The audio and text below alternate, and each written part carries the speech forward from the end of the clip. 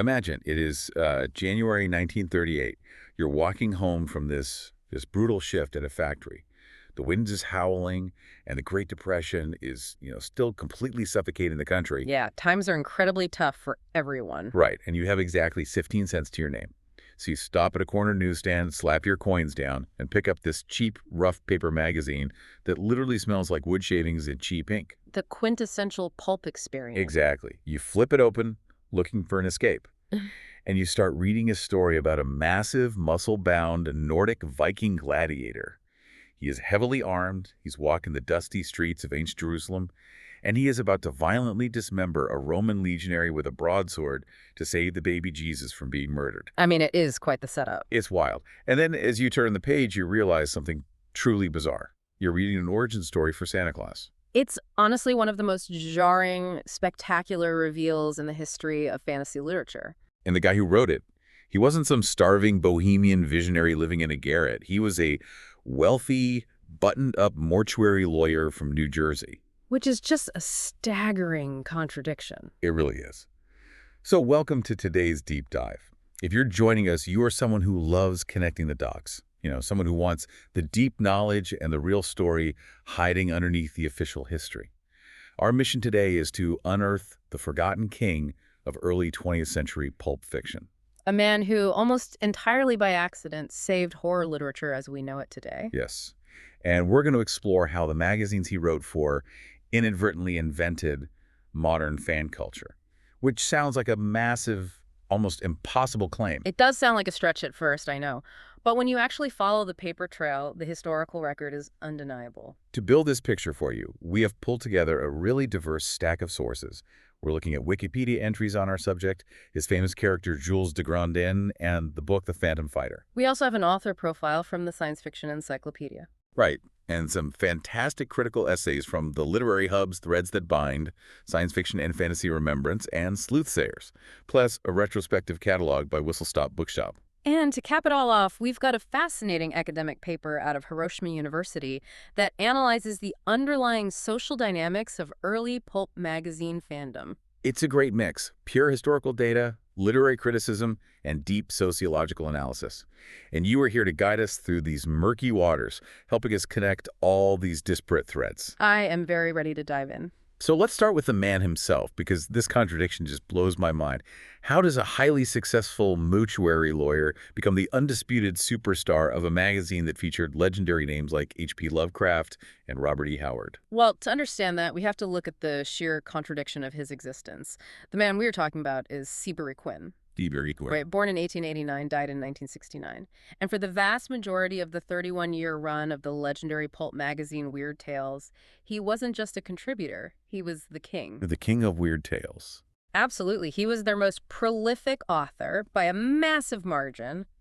He appeared in roughly every other issue the magazine ever published over 3 decades. Our sources say he published well over 100 stories in just that one magazine alone, and over 500 stories across his entire lifetime. It's an unbelievable output. But what I can't get over is the day job.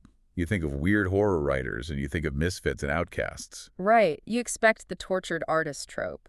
But Seabury Quinn lived a very comfortable, affluent life in Washington, D.C. for much of his career. He was a lawyer. A lawyer. Yes. And he specialized in a very specific, incredibly niche field mortuary jurisprudence. Mortuary law. He was literally dealing with the legalities of death, dead bodies, inheritance, and funerals. Precisely. He taught mortuary law, he wrote textbooks on it. And if that wasn't enough, for 15 years he was the editor of an undertaker's trade journal. Oh, I read this. A publication literally called Casket and Sunnyside. You cannot make that up. Casket and Sunnyside. It sounds like a goth sitcom from the Addams Family universe. I mean, what is even in a magazine like that? It was exactly what you'd expect for a trade journal, honestly. Articles on embalming techniques, advertisements for new hearses, legal advice on dealing with grieving families. And unpaid bills, probably? Oh, definitely. Updates on burial regulations, things like that. It was the absolute unglamorous, bureaucratic nuts and bolts of the death industry. Okay, let's unpack this. I have to push back a little here. If he was this buttoned-up, wealthy, practical lawyer writing articles about embalming fluid, why was he writing such wild, boundary-pushing fiction? It's a great question. Was he purely a cynical businessman thinking, well, sex and violence sell, so here you go? Okay. Or was he actually a deeply suppressed eccentric who used the pulps as his only psychological outlet? The sources suggest it was a fascinating synthesis of the two. Think about the psychological compartmentalization required for his day job. Right. He spent his days immersed in the practical, legal, and clinical realities of death. He was constantly surrounded by the macabre, but in a highly sanitized, administrative way. He couldn't exactly freak out about a dead body at work. Exactly. He couldn't express any emotional or visceral reaction to death in his professional life. It would be highly inappropriate. So fiction became the valve. An outlet for all that dark energy. He channeled all of that morbid energy into his stories, but, and this is crucial, he approached the business of writing those stories with the exact same ruthless pragmatism he applied to law. That is a stark contrast to his contemporaries. I mean, you mentioned Lovecraft and Howard earlier. The big names of the era, yeah. Right. H.P. Lovecraft, the creator of Cthulhu and cosmic horror, died at 47 in total poverty, completely convinced he was a failure. It's incredibly tragic. And Robert E. Howard, the guy who gave us Conan the Barbarian, died by suicide at age 30. They were tortured, tragic figures who poured their actual souls onto the page. They really did. And then there's Seabury Quinn, writing away, living comfortably, and dying at the ripe old age of 80. How do you explain that difference? The difference really comes down to how they viewed the mechanics of their craft. Lovecraft viewed himself as a high artist, an aesthete. Right. Our source from Threads That Bind talks about this. Yes. That source points out that Lovecraft completely disdained the commercial press. He thought writing for money was essentially selling your soul to mammon. Which is wild when you need money to eat. Right. He would agonizingly revise stories, and if an editor asked for a single change, he would often just withdraw the submission entirely out of pride. Which is a terrible way to make a living. Exactly. Now, Howard was a bit more commercial. He definitely wanted to get paid. But he has own demons. He was deeply psychologically troubled and poured all his own internal rage and melancholy into his characters. Quinn, on the other hand, was a pure pragmatist. He just saw it as a job. He treated his writing as a commercial product. He was producing content for a mass audience. He didn't agonize over whether it was high art or whether it would be studied in universities 100 years later. He just wrote, submitted, and got paid. Exactly. In his later years, when someone asked if he had any unpublished stories sitting in a drawer, his answer was no. Every single one of his 500-plus stories had been published. That is a staggering batting average. I don't think Stephen King can even say that. That's practically unheard of.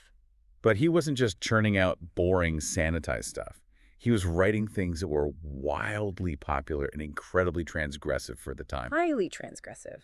There's this anecdote in our sources from Kingsley Amos's book, New Maps of Hell, that just perfectly encapsulates his reach. So Quinn is visiting a brothel in New Orleans. As one does in the 1920s, I suppose. Right. And the sex workers there recognize him, not from the newspaper, but because his stories and weird tales were so massively popular among them. It's an incredible story. They were such big fans of his fiction that they essentially offered him a night on the house. It is a remarkable, somewhat scandalous anecdote, but it serves as a massive testament to the demographic shift happening in literature at the time. How so? Well, pulp magazines were reaching an entirely new class of readers.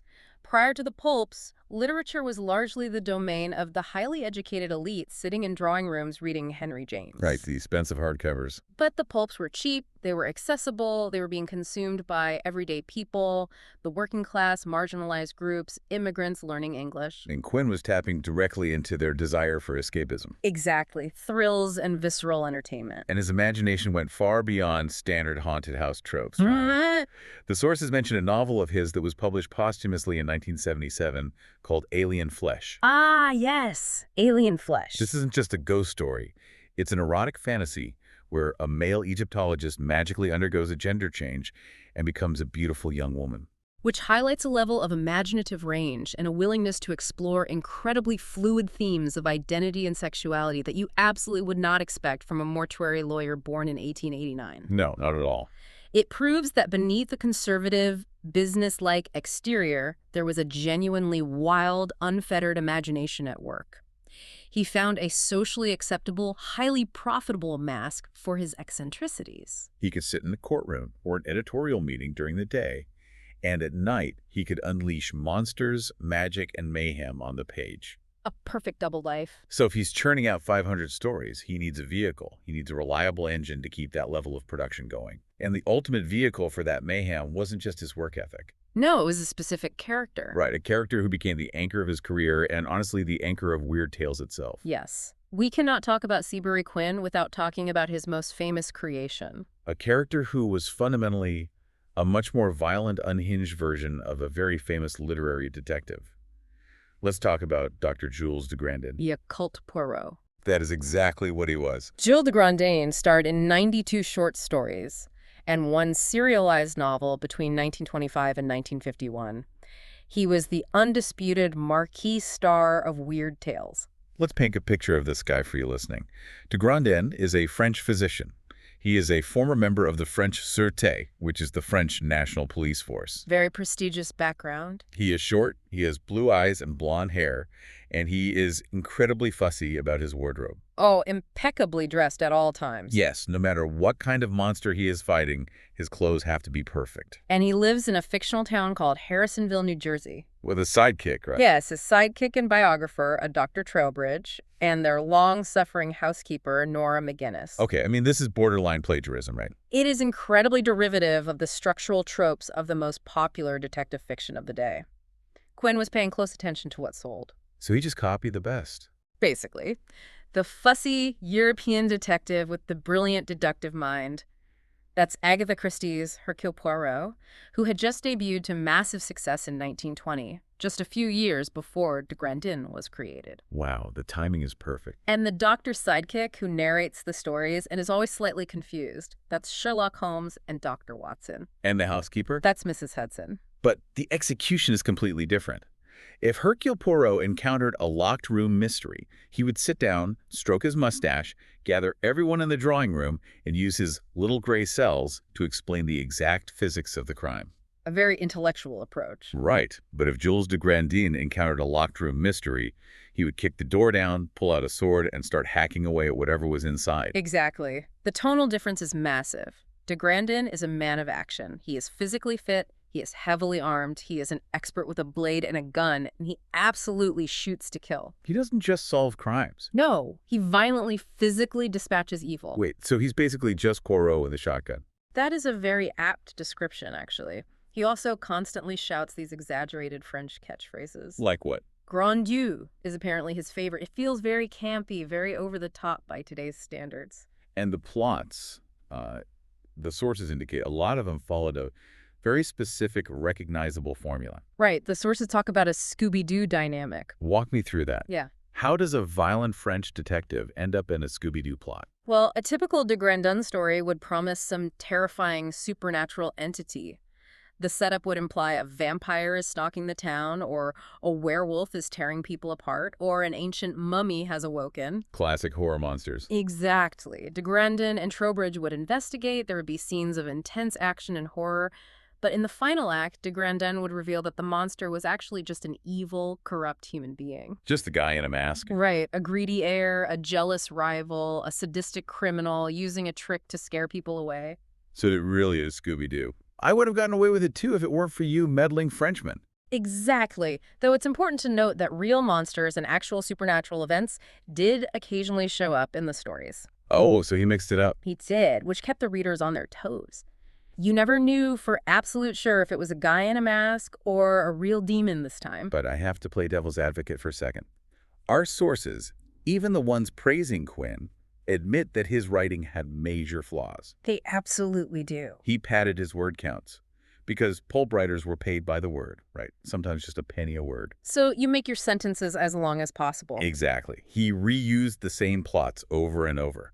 He relied heavily on very thin, often offensive ethnic stereotypes for his villains. It wasn't exactly high literature. No, nobody was confusing him with F. Scott Fitzgerald. So why was it so popular? Why did Weird Tales fans consistently vote Quinn's stories as their favorites year after year, beating out Lovecraft's cosmic masterpieces? To understand that, we have to look at the psychology of the era. We are talking about the late 1920s and the 1930s. Post-World War I. Yes. The aftermath of World War I and the brutal depths of the Great Depression. The world felt chaotic.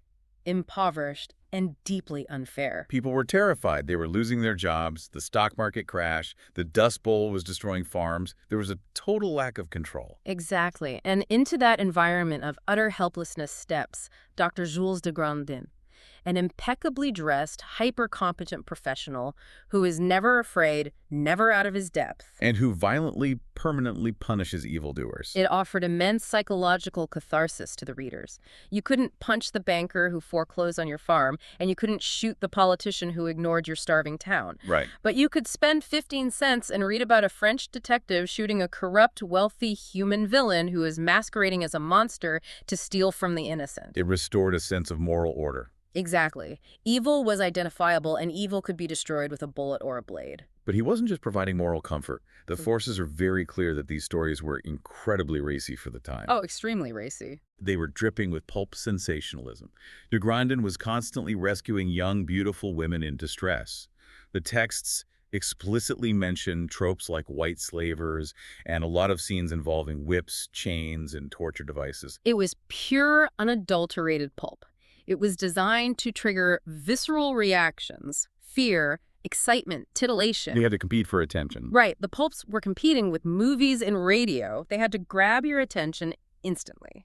And Quinn's mix of violence, supernatural dread, and thinly veiled eroticism worked perfectly. His stories were so reliably popular that they were constantly chosen as the cover feature for the magazine. Especially when the legendary pulp artist Margaret Brundage was painting the covers. Yeah, the sources make a big deal out of her. Tell us about Margaret Brundage. Margaret Brundage is a fascinating figure in her own right. She was one of the very few female cover artists in the pulp industry. Oh, wow, in the 1930s. Yeah, and she was famous for painting these lush pastel illustrations of terrified, beautiful women in torn clothing being threatened by monsters or villains.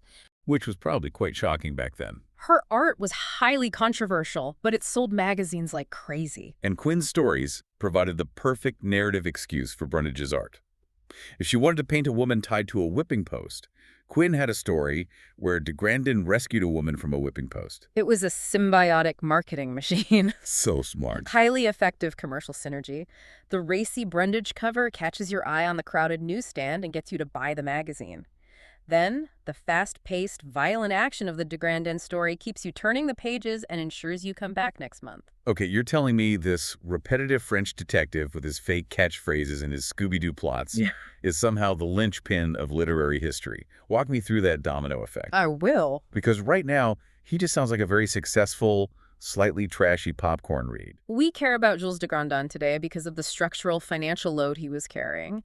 Without this formulaic, sword-swinging French detective, the entire landscape of modern horror, fantasy, and sci-fi literally would not exist. That's a huge claim. Jules de Grandin was the financial engine that kept the lights on at the most important incubator for weird fiction in the 20th century. All right, this brings us to the business side of Weird Tales, because the sources make it clear that the finances of this magazine were an absolute disaster. A total mess.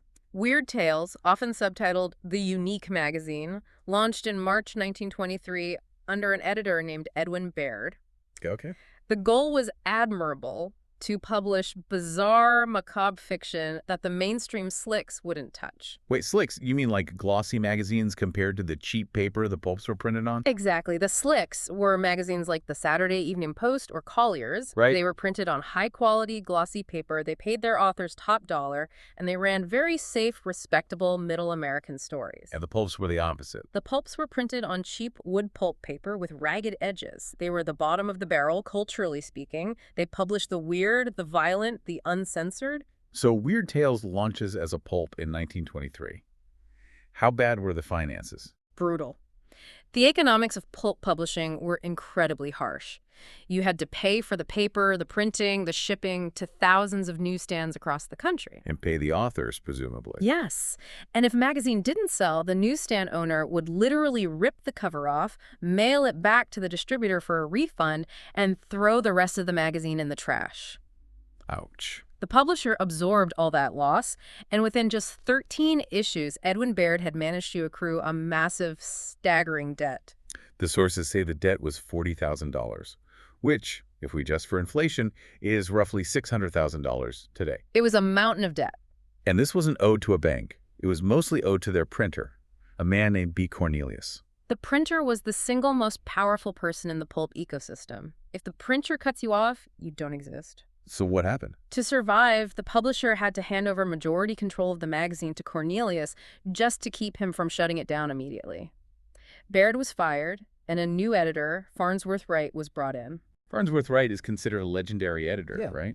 The man who oversaw the golden age of the magazine. He was a brilliant editorial mind. He had an incredible eye for talent. He's the one who really nurtured Lovecraft, Howard, Clark Ashton Smith, and so many others. Yeah. But despite his editorial genius in discovering talent, the magazine remained deeply unprofitable. It was just too niche. Right, they were competing against hundreds of other pulp magazines. Yeah. Westerns, romances, detective stories, aviation adventures. Weird Tales was a tough sell. And by late 1931, after 7 years of Farnsworth Wright trying to steer the ship, the printer, B. Cornelius, had finally had enough. It was done. He'd been waiting 7 years to recoup his massive investment, and the magazine was still bleeding money. So he ordered the publisher to shut Weird Tales down completely, pull the plug, liquidate. So we are at the very edge of the cliff. It's late 1931. The guillotine is coming down on Weird Tales. And if Cornelius had pulled that plug, the ripple effects would have devastated modern genre fiction. I want to read directly from what the essay in Threads That Bind says about this exact moment, because it lays out the stakes perfectly. Go for it. It says, if Cornelius had gotten his way, the best of Robert E. Howard's horror and fantasy, gone. No C.L. Moore or Robert Bloch. Much of Mary Elizabeth Councilman's weird fiction, gone. Most of Carl Jacobi's weird fiction, gone.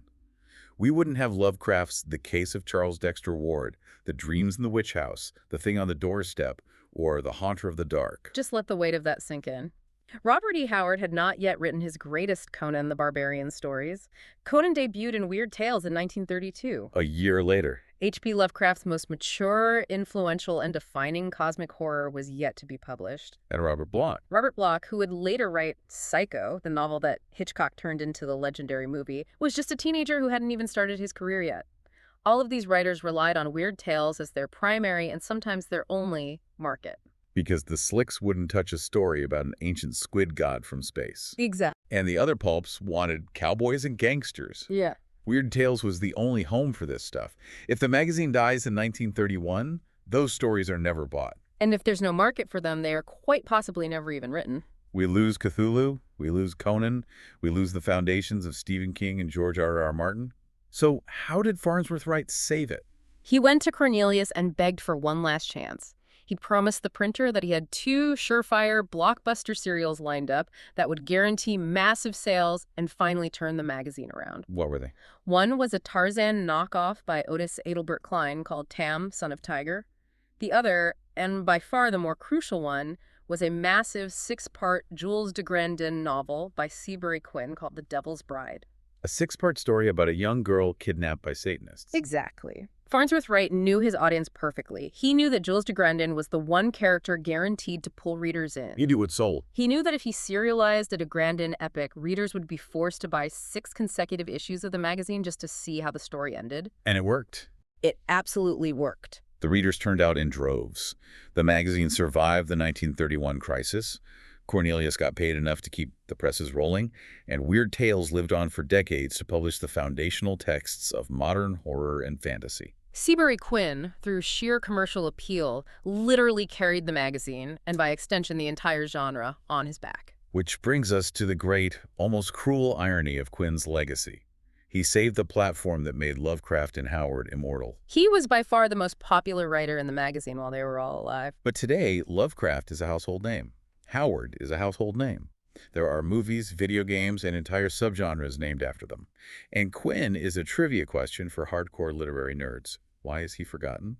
This is where the literary politics and the backstabbing come in. The sources point the finger squarely at one man, August Derleth. August Derleth. Okay, tell me about him. August Derleth is a deeply polarizing figure in the history of weird fiction. He was a protege of H.P. Lovecraft, a young writer who corresponded heavily with him. Okay, so they were close. Very close. When Lovecraft died unexpectedly in 1937, Derleth made it his life's mission to ensure his mentor was not forgotten. Which is noble, right? On the surface, yes. He founded a publishing company, Arkham House, quite literally for the specific purpose of preserving Lovecraft's pulp stories in respectable hardcover books. In doing so, Derleth essentially became the primary historian, archivist, and gatekeeper of the entire Weird Tales era. Ah, the gatekeeper. And Derleth was fiercely, fiercely loyal to Lovecraft. So loyal, in fact, that he basically divided the entire history of the pulp era into two camps. The Lovecraft Circle, the writers who corresponded with Lovecraft, shared his mythos and wrote about cosmic pessimism and everyone else. Exactly. And Quinn was decidedly on the outside of that circle. We have to explore why Derleth felt the need to erase Quinn. It wasn't just a random oversight. It was ideological. Yes. Derleth, like Lovecraft, fancied himself a writer of serious literary merit.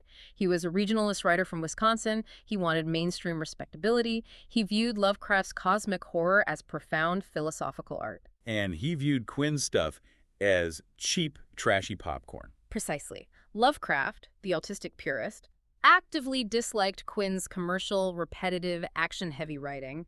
He felt it cheapened the magazine. And because Lovecraft didn't respect Quinn, Derleth didn't respect Quinn. Exactly. Derleth harbored a lot of elitism and, frankly, a bit of resentment toward Quinn's massive commercial success.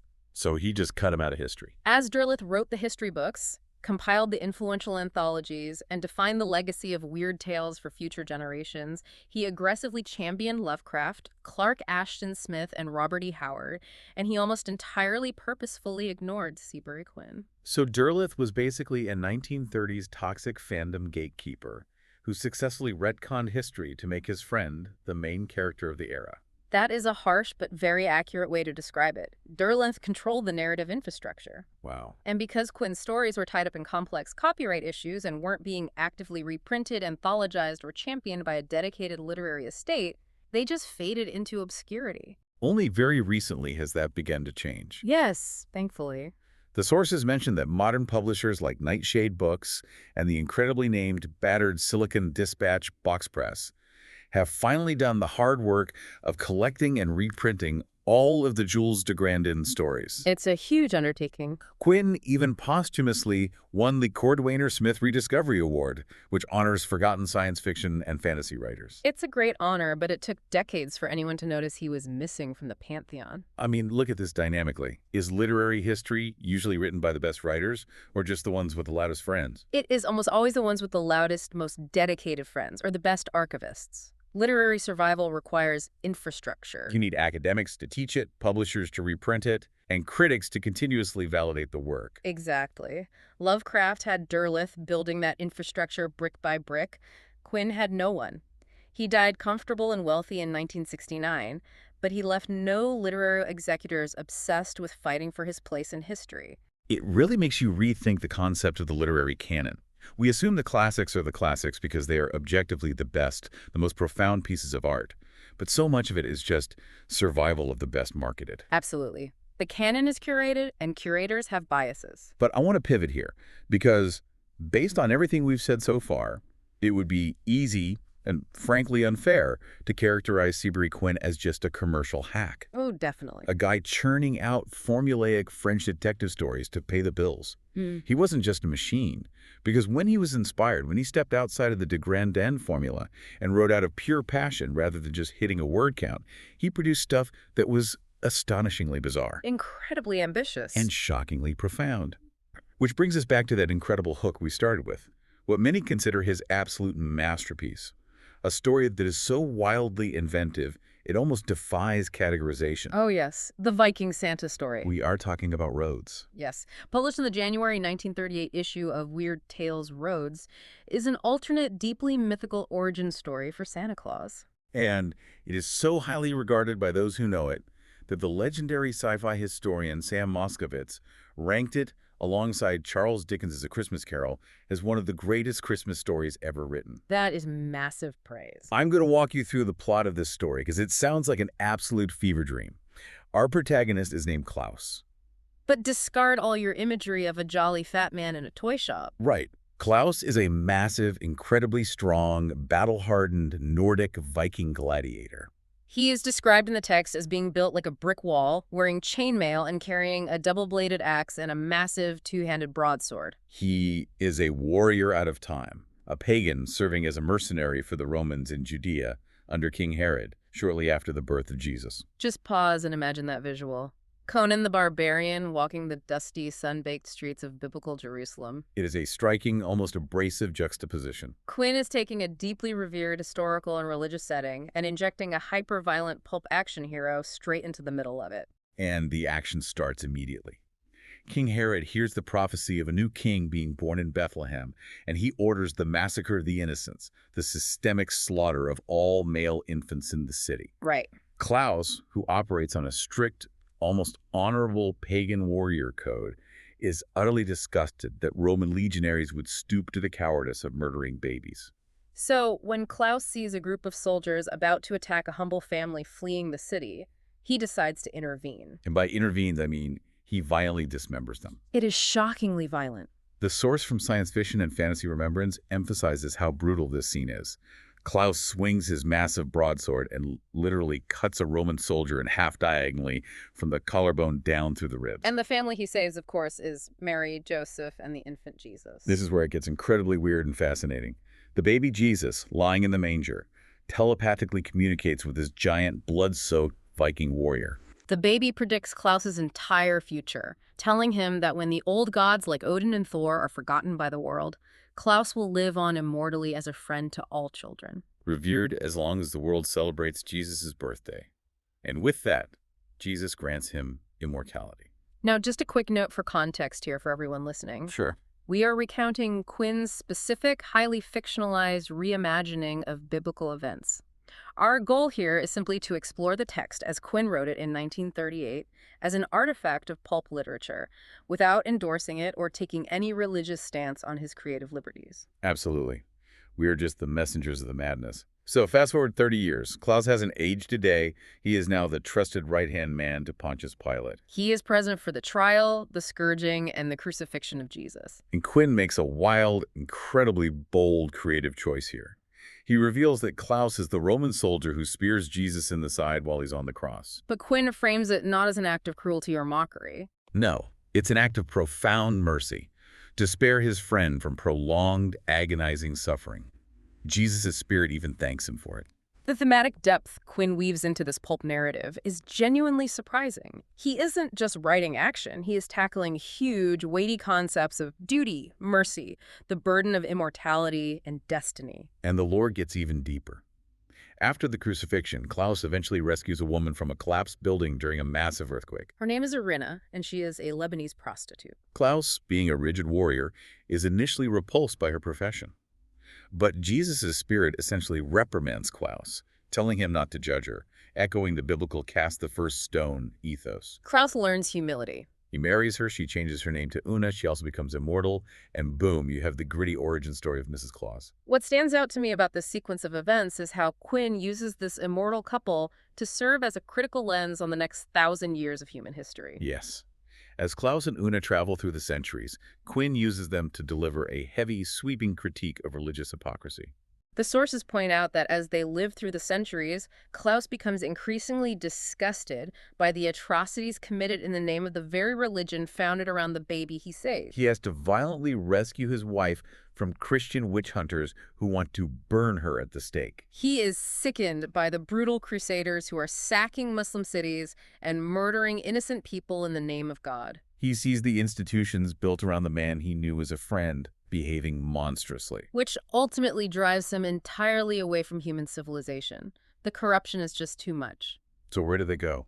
He and Una retreat to the frozen, isolated north to escape persecution. There, they encounter the elves, who Quinn describes very similarly to Tolkien's dwarves as gruff, skilled craftsmen and metallurgists. And Klaus finally fully embraces his destiny as the jolly, red-suited gift-giver, Santa Claus. He chooses to deal only with the innocent children of the world rather than corrupt adults. I have to imagine the religious institutions of the 1930s absolutely crucified him for this. You think so? Rewriting The Passion of the Christ as a violent pulp action movie, making Santa a gladiator who stabs Jesus, and critiquing the entire history of the church had to spark massive boycotts, right? That is the most surprising part. The reaction wasn't outrage, but profound appreciation. Really? Yeah. Sam Moskowitz's high praise wasn't an outlier. Fans absolutely loved it. It was eventually published as a beautiful, standalone, hardcover chapbook by Arkham House in 1948. Oh, the publisher August Derleth started. Exactly, complete with gorgeous, ethereal illustrations by the legendary artist Virgil Finlay. Readers understood that Quinn wasn't mocking the source material. He was filtering it through his own unique, hyper-dramatic lens to tell a sincere story about enduring kindness in a brutal, hypocritical world. It's just wild to picture a Conan-esque Santa Claus wielding an axe. But how do we know the fans loved it? We don't have Goodreads reviews from 1938. We don't have Amazon's star ratings. Right. How do we know what they thought? We know exactly how they reacted because the pulp magazines of this era inadvertently invented something you interact with every single day of your life. They invented the modern comment section. Exactly. To understand how and why this happened, we have to look at the broader sociology of how literature consumption was shifting in the early 20th century. Like we touched on earlier, you had rising literacy rates, massive urbanization as people moved to cities for factory jobs. And for the first time in human history, a broad working class that had a defined concept of leisure time. Right, you work your shift, you come home, you've got a few hours before bed, and you want to be entertained, but you don't have the money for the theater or a high-end hardcover novel. Exactly. And the publishers of the pulp magazines realized something brilliant. They weren't just selling cheap stories, they were selling a community. Magazines like Adventure started a column called The Campfire, and Weird Tales created one called The Eerie. These were dedicated, multi-page sections at the back of the magazine where the editors printed letters from readers, responses from writers, and editorial commentary. This wasn't just a polite, hey, love the story, keep it up section. This was intense, engaged, fiery conversation. The readers shifted from being passive consumers who just bought a book and read it in silence to active participants. They felt a sense of ownership over the magazine. Our source from Hiroshima University, Dirk Gunther, references scholar Nicole Emmelheinz's concept of discourse communities. These columns birthed an entirely new, incredibly candid form of literary criticism. Before this, literary criticism was restricted to elite academic journals or highbrow newspaper reviews written by professionals with degrees from Oxford or Harvard. But now, a teenager in Wisconsin or a mechanic in Ohio could write a scathing critique of a story, it would get published, and the author might actually read it and respond in the next issue. The readers acted as a massive, distributed quality control department. They would write in to complain if a historical fiction story used the wrong type of sword for a specific century, or if a plot had a massive logic hole. They were fact-checking in real time. And the columns fostered incredible, life-changing networks among the writers themselves. You have to remember, writing for the pulps was incredibly isolating work. You were just typing alone in a room in Texas or Rhode Island. The columns allowed them to find each other. In fact, H.P. Lovecraft and Robert E. Howard, two of the giants of the era, first connected because Howard read a Lovecraft story called The Rats in the Wall. Howard noticed a very specific, obscure Gaelic phrase Lovecraft had used and wrote a letter to the editor asking about it. The editor passed the letter directly to Lovecraft. They started writing to each other and became lifelong correspondents and friends, constantly influencing each other's work. All because of the comments section. Let's highlight a couple of specific fans from the sources because they are just incredible archetypes. They are the exact kinds of people you see on the internet today. First, there's Gertrude Hemken.